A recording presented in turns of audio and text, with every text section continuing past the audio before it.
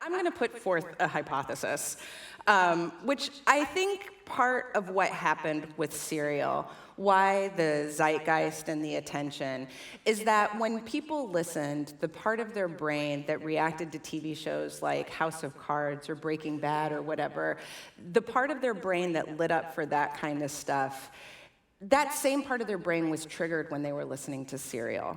They were enjoying it in the same way that they enjoy escapist entertainment. But it wasn't entertainment. It was journalism. It was real. And people aren't used to responding to journalism quite that way. And so their minds were kind of like, blown. And then, the question became like, what is this? This must be something new. And then I think the question became, is this okay? People started asking us, is this okay to do with a nonfiction story? Is it too entertaining? Is it journalism? Is it responsible? And I would say to that, yes.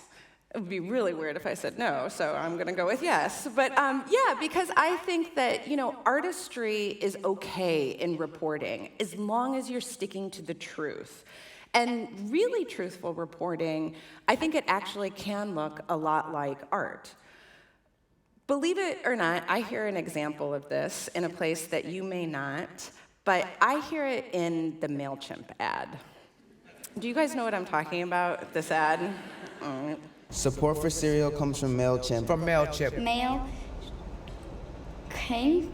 Chimp. More than 7 million businesses. During the first season of Serial, the Mail Chimp ad became like an internet meme. Or rather, Mail Chimp did. I saw Mail Chimp t-shirts and posters and coffee mugs. Mail Chimp trended on Twitter. And it's funny, but there's actually a story behind this ad that I think goes to the heart of what it is that we're trying to do, which is that this ad is basically a ripoff of one of the very first things I ever produced for This American Life way back in 1997 when I first got hired.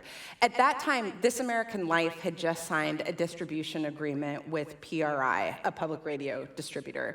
And so as a part of that, we had to make this little spot for them that would run at the beginning of every show. And for one of my very first assignments, Ira Glass, the host, he told me, just go out and get a bunch of different voices, man on the street style, saying from PRI, Public Radio International. So I did that, and then I came back and I put it all together, and I played it for Ira. And I remember he just kind of said to me, move over. And he kicked me off the computer, and he sat down, and he started re-editing, and this is what he put together. From PRI, Public Radio International. From PRI, Public Radio Public Radio International. Public Radio. Public Radio International. One more time.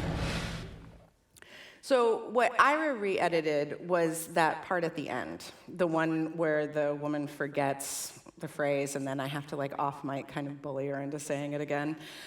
Ira put that in, and I never would have put that in because, I didn't think I was supposed to. When he'd initially sent me out, I figured the idea for the spot was to make it sound like all these other spots that I had heard before, especially on, places like public television and stuff, where it's like all the voices of the world in this big, beautiful, diverse planet, and they're all listening to public radio together. And, of course, everyone's talking about Public Radio International. But, of course, surprise, surprise, no one knows what the hell PRI is, and I had to feed it to them the whole time, and I just cut all of that out.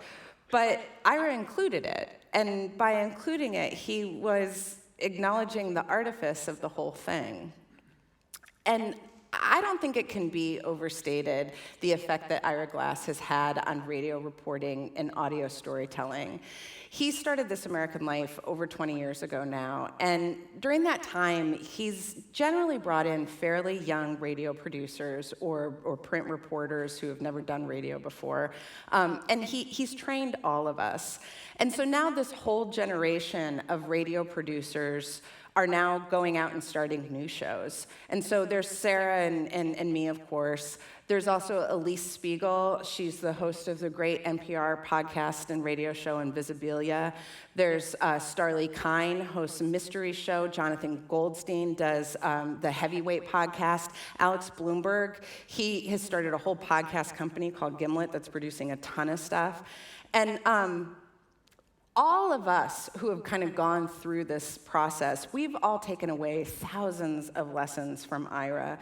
But I think one of the main lessons we've all taken away, and we're taking them to Serial and all of these other shows, is the lesson that actually was illustrated in that little PRI spot, which is, we should be always looking for ways and looking for the details and the moments and the stories that reflect life the way that it really is.